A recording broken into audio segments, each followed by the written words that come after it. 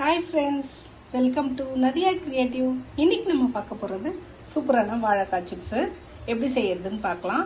அதுக்கு இந்த மாதிரி காய் வாட்டான வாழைக்காய் 2 வாழைக்காய் எடுத்திருக்கேன். இந்த அளவுக்கு இருக்கணும், நல்லா காயா. இப்போ நம்ம அதே மாதிரி வாழைக்காவை இந்த மாதிரி தோல் எடுத்து க்ளீன் பண்ணி எடுத்து வச்சுருக்கேன். ஒரு 1/4 கப் அளவுக்கு நம்ம தண்ணி எடுத்திருக்கேன். வெறும் நார்மல் வாட்டர் தான் எடுத்துட்டு அதில் ஒரு 1/2 ஸ்பூன்லேருந்து 3/4 ஸ்பூன் வரைக்கும் நம்ம சால்ட் உப்பு சேர்த்துக்கலாம். சேர்த்துட்டு இதை நல்லா கலந்து கொடுத்துக்கலாம். ஒரு ஸ்பூன் வச்சு நல்லா கலந்து கொடுத்துக்கலாம். நல்லா கரையட்டும்.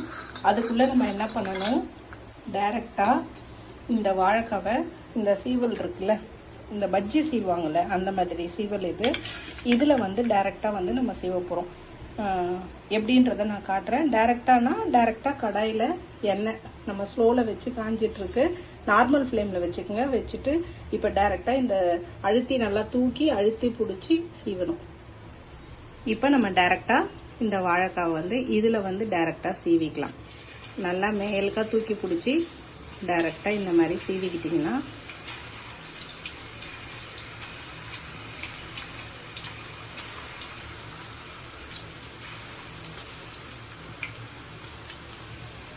இப்போ அதில் நான் சொன்னேன் இல்லைங்களா, சால்ட்டு கலந்து வச்ச தண்ணி, அது இதில் ஊற்றினா ஒன்றும் ஆகாது, தெரிக்குமான்னு பயப்பட வேண்டாம். நம்ம உப்பு நமக்கு சிப்ஸில் நல்லா கிடைக்கிறதுக்காக இந்த சால்ட்டு கரைச்சி வச்சு இந்த தண்ணி இதில் நம்ம சேர்த்துட்டு போகிறோம். ஒரு 2-3 ஸ்பூன் அளவுக்கு சேர்த்துட்டு இதை நல்லா வறுத்துக்கலாம். அவ்வளோதான், இது நல்லா வறுத்துக்கணும். வாழைக்காய் கொஞ்சம் வேகத்துக்கு டைம் கொடுக்கணும். நான் ஸ்லோவில் தான் வச்சுருக்கேன். இப்போ வாழைக்காய் நல்லா வறுத்து ஒரு 2 to 3 மினிட்ஸ் நல்லா மொறுன்னு கிறிஸ்பியாக ஆகிற வரையும் வறுத்துட்டு எப்படி இருக்குன்னு நம்ம பார்க்கலாம். இப்போ இந்த சலசலப்பு அடங்கிடுச்சு. இவ்வளோ நேரம் நல்லா சலசலன்னு சவுண்டு கேட்டுருக்கு பாருங்க. இந்த சலசலப்பு அடங்கினோடனே நம்ம இந்த எண்ணெயை எடுத்து இந்த சிப்ஸை ஒரு பார்த்தீங்களா, நல்லா உங்களுக்கு கிறிஸ்பியாக சவுண்டு பார்த்தீங்களா நல்லா கேட்குது. இது டைரெக்டாக சீவி டக்குன்னு எடுக்கிறது ரொம்ப ஈஸியான சிம்பிளான மெத்தடில் செய்யக்கூடிய வாழைக்காய் சிப்ஸு. இது நேந்திரங்காய் கூட நல்லா காய் வாட்டமாக வாங்கிட்டு நேந்திரங்காய் கூட சேர்த்து செய்யலாம் நம்ம.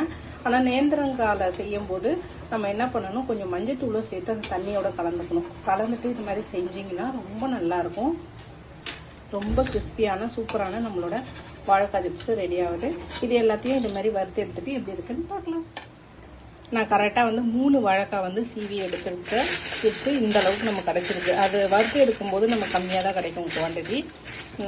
அதனால் நான் சூப்பராக கிறிஸ்பியாக, நீங்கள் சவுண்டு பார்த்தாலே உங்களுக்கு தெரியும் நல்லா, அந்த அளவு நல்லா கிறிஸ்பியாக சூப்பராக இருக்குது. பார்த்தீங்கன்னா பாருங்கள் எவ்வளோ மொறுன்னு நல்லா இருக்குது. இதில் நம்ம ஒரு 1/4 ஸ்பூன் அளவுக்கு மிளகாத்தூள், உப்பு சமமாக நமக்கு அந்த தண்ணியில் கரைச்சி ஊற்றுறதுனால நமக்கு நல்லாயிருக்கும்.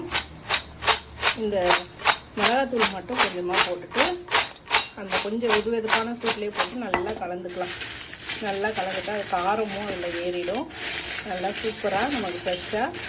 இன்றைக்கி நம்ம ரெசிபி இந்த சிப்ஸு தான் செஞ்சுருக்கோம். இதே மாதிரி நீங்களும் செஞ்சு பாருங்கள். அதே மாதிரி உருளைக்கிழங்குலையும் நம்ம செய்யலாம். அப்படி ஏதாவது தேவைப்பட்டால் கமெண்டில் கண்டிப்பாக சொல்லுங்கள். நான் உருளைக்கிழங்குலையும் இந்த சிப்ஸ் எப்படி செய்யறதுன்னு உங்களுக்கு ரெசிபி எடுத்து போடுறேன் கண்டிப்பாக. இதே மாதிரி செஞ்சு பார்த்துட்டு கண்டிப்பாக கமெண்டில் எப்படி இருக்குன்னு சொல்லுங்கள். உங்களுக்கு பிடிச்சிருந்தா லைக் பண்ணுங்கள், ஷேர் பண்ணுங்கள், கமெண்ட் பண்ணுங்கள், சப்ஸ்கிரைப் பண்ணுங்கள். பக்கத்தில் பெல் ஐக்கான் பட்டனை ப்ரெஸ் பண்ண மறந்துடாதீங்க. தேங்க்யூ.